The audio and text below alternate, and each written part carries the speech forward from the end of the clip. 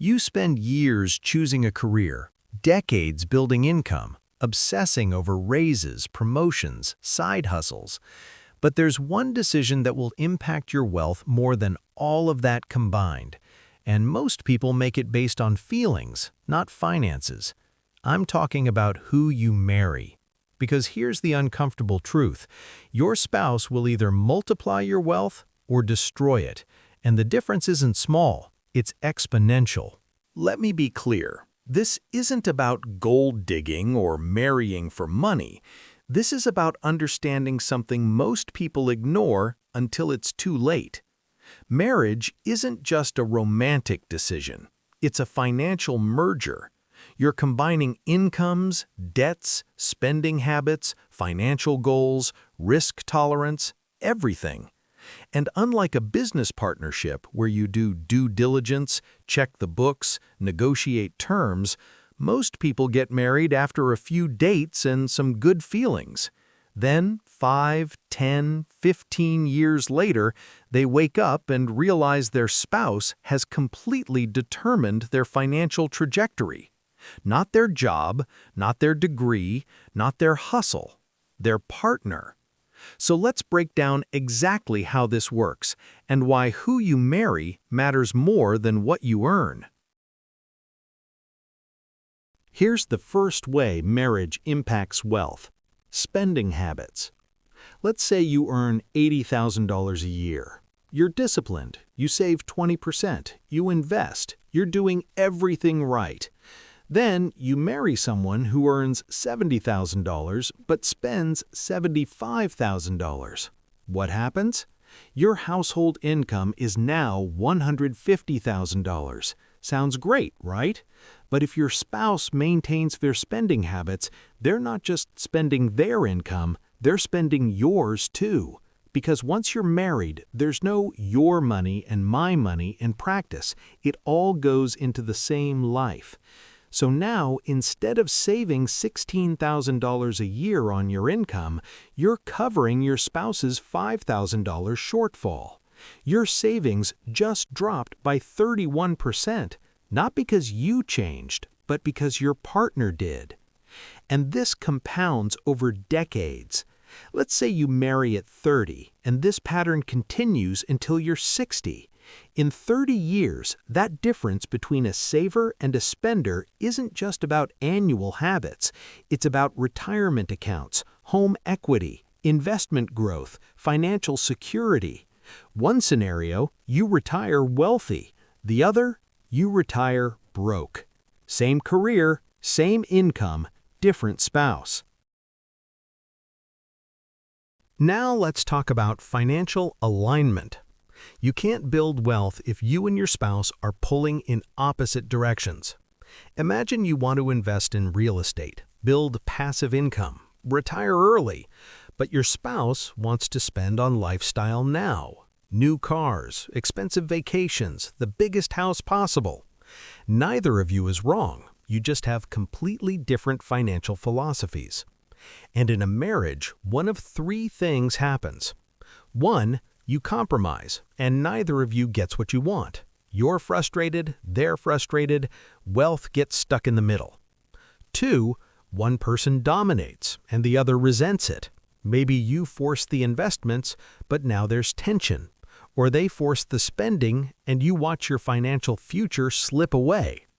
3, you're perfectly aligned from the start. You both want the same things, you move together, you build together. Wealth accelerates. Here's the reality. If you marry someone with the same financial vision, building wealth becomes easier than doing it alone. 2 incomes, shared expenses, aligned goals. But if you marry someone who fights you on money every step of the way, you'll work twice as hard and get half as far. Because financial conflict doesn't just slow you down, it drains energy, creates stress, and kills momentum. Here's the brutal one: debt. When you marry someone, you don't just marry them, you marry their financial situation. If your spouse has $100,000 in student loans, that's now your problem. If they have credit card debt, poor credit, bad spending habits? That's your reality now too. Sure, legally, debt incurred before marriage stays in their name, but practically, it affects everything. It affects whether you can buy a house, whether you can invest, how much financial stress you're under, whether one income has to go entirely toward paying off their past mistakes. On the flip side, if you marry someone who's already built equity, who owns property, has investments, has no debt, you just jumped ahead financially. You didn't earn it, but you benefit from it. This is why marrying someone financially stable isn't about being shallow. It's about recognizing that marriage is a financial partnership, and partnerships work better when both people bring something to the table. Two people with no debt, some savings, and aligned goals will build wealth 10 times faster than two people where one is dragging the other down financially. Now, here's something people get wrong. They focus too much on current income and not enough on financial behavior. You might think, I'll just marry someone who earns a lot. Problem solved. But income doesn't equal wealth. Someone earning $200,000 who spends $210,000 is worse for your finances than someone earning $60,000 who saves $15,000. What matters isn't how much your spouse makes, it's what they do with it. Do they understand money? Do they invest? Do they live below their means? Do they think long-term? Or do they see income as something to spend? Do they need the newest car, the fanciest clothes, the status symbols? Because here's the thing, lifestyle inflation destroys wealth faster than low income ever could. If you marry someone who needs to spend every dollar they make to feel successful, it doesn't matter if they're earning six figures, you'll never get ahead. But if you marry someone who understands delayed gratification, who values building over showing off, who sees money as a tool, not a scoreboard, then you've just partnered with someone who will help you win. So why does this matter more than what you earn? Because your income is just one variable. Your spouse affects every variable. They affect how much you save, how much you spend, whether you invest, whether you take on debt, whether you build equity, whether you retire early or work until you die.